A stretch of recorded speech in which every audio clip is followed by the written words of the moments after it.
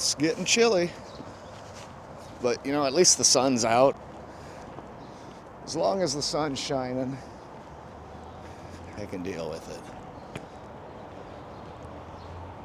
This feels good. Just getting out in the fresh air, sunshine.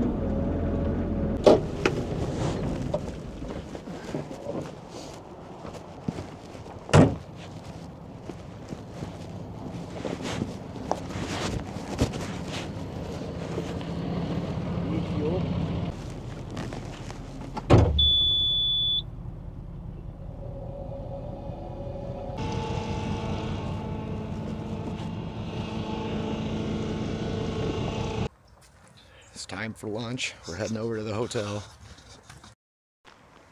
Yeah, I know. That's great. That's $100,000 in one day. I mean, at least in revenue.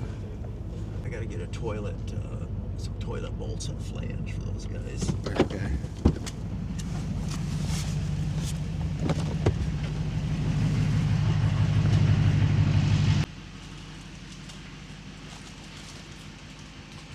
So that's bolts. Now I need what's called a repair flange. It looks like a toilet flange, but it's just the top of it. Yeah.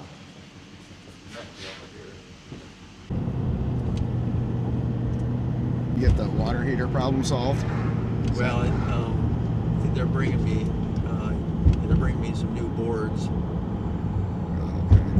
And then I'm gonna have Alex come back and stick them in. But yeah, we should have it fixed today. So both boards are out, and now those are, God, I can't remember what they are, $600 or $800 a piece. Water heaters are, I mean, they're not trouble free. But Yeah. the good thing about these water heaters, even though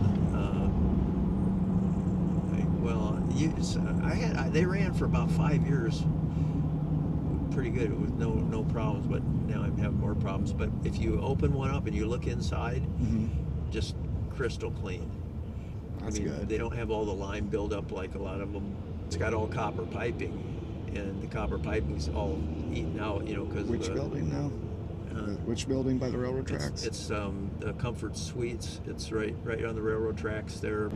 Yeah, that water is just nasty. And I went and looked at those heaters, and they were A.O. Smith heaters, because the guy said, well, we were having problems. Well, they were having some leaks. Well, I could see where the leak was in the piping, and I just said, no way, man, I'm not going to get involved in this, because you're looking at potentially repiping the whole building.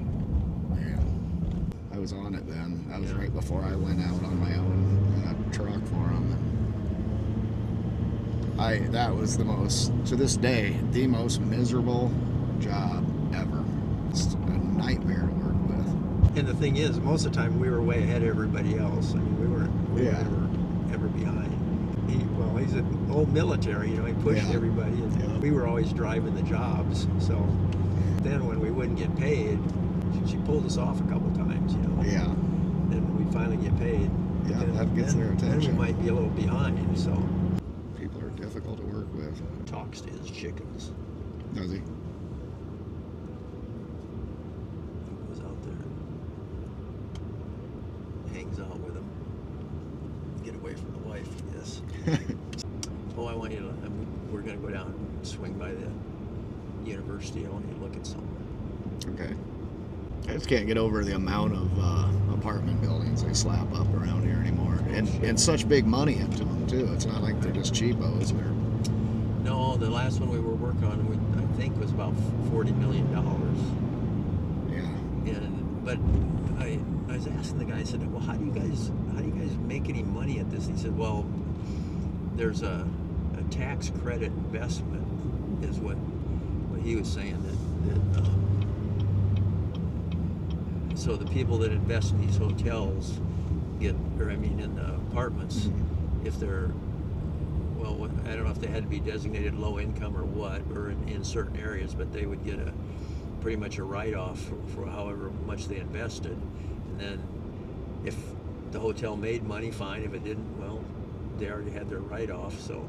Yeah.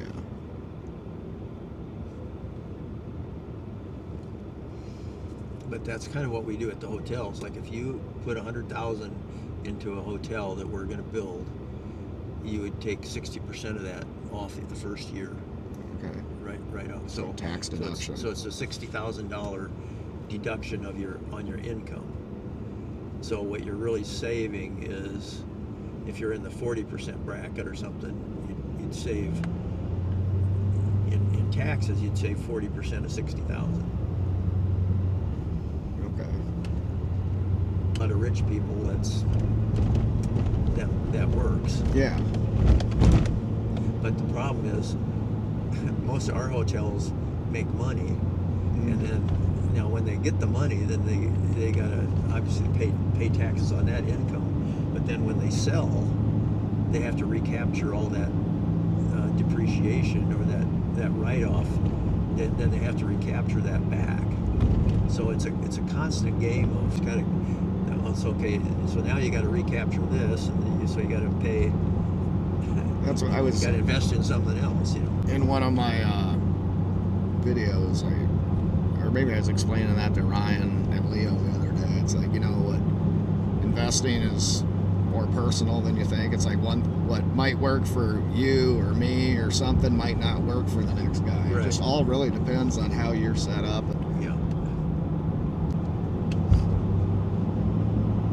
Yeah, there's a lot more to investing than meets the eye. I don't know why every year around this time I always get the flying bug. Well, when we find a nice two-seater drone. Yeah, the Jetson one. We'll go flying, yeah. The only thing bad about them right now is they don't have any length of time. It's 20 minutes or something. You're lucky if you get a half an hour, yeah. Yeah.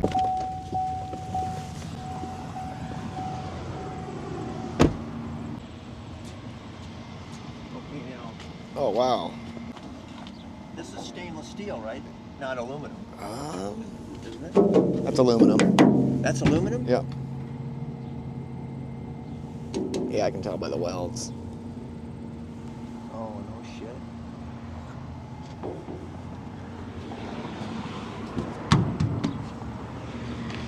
Well, it's been broken there.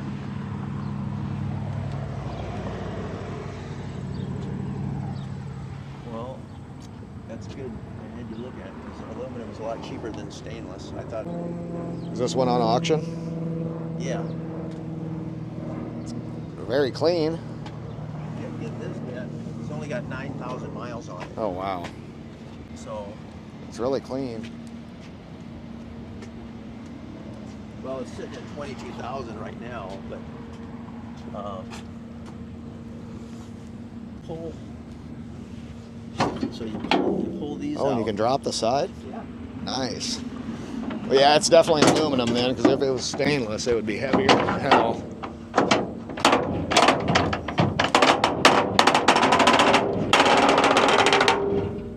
A little WD-40. Oh, yeah, I see what you're saying, yeah. Okay.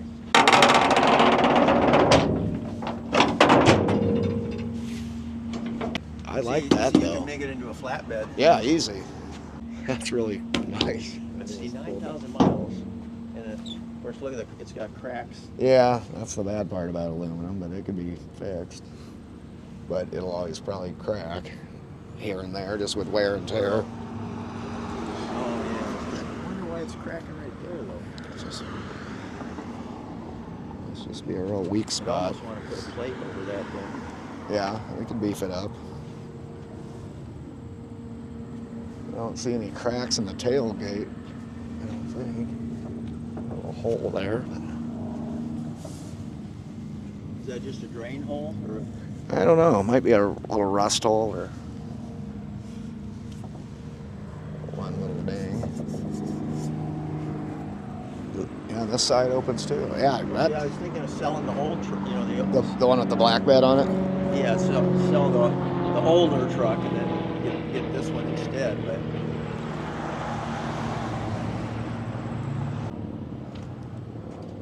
Yeah, it's been repaired a few times with these welds on it, but it doesn't look like the repairs didn't hold up any better either. not really.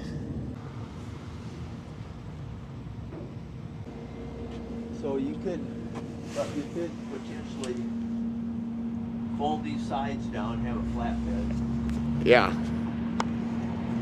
Well, this would be a real good truck for some landscaping guy. Well, that changes my number. Yeah. Although it's still 9,000 miles. That's like- low miles. It's 10 years old. Oh wow, they've had that one a while then. Well, you know, those guys never really go anywhere other than just on Well, campus. it's got 922 hours engine time. So doesn't that mean that Yeah, they're they just sitting there smoking idling. cigarettes Yep. and idling? Yeah. They'll park them, let them run, and run into a building real quick. And yeah, that was a really clean truck though. Yeah, it's sitting at about $25,000 right now, and I don't know that it's going to go much higher than that. But you know, usually I can't. Most dump trucks, you're starting at 15,000 no matter what. But well, aluminum though would be a lot. Wouldn't that be a lot more expensive than steel? Yeah, if you were going to buy one, like just the box, I would think it would be a lot pricier. I'll have to look and see what that guy. I think he sent me what an aluminum one would cost. Well, that was probably at least a 10-foot bed.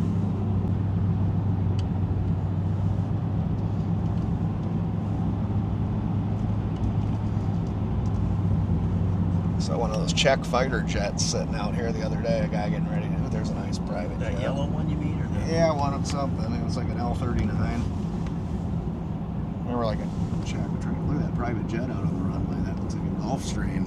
Oh yeah. That's an expensive. Oh yeah, it is a Gulfstream. Those are high dollar as hell. Well, there's plenty of people here. Well, they're on NetJet. You know, That's the the timeshare one. yeah, right. You just when you want to go somewhere, Yeah. Just book I the guess jet. you share it or something. But I Yeah. think it's still about $10,000 for most flights. You know, Oh yeah. it's if you can afford it, I guess it'd be a nice way to go. Preacher guy. The porter was asking him why he's got so many private jets and why he won't fly commercial. He says God doesn't want him in a tube with a bunch of demons. Yeah, okay, that's a good answer. I like that. Putting those curtains up to block the wind somewhat. And I don't know. That looks like shit to me. Black would probably work better if you had to have a Or curtain. clear, maybe. Or even clear. Okay, so Jim and I are back over here at the Courtyard Marriott. Going in there.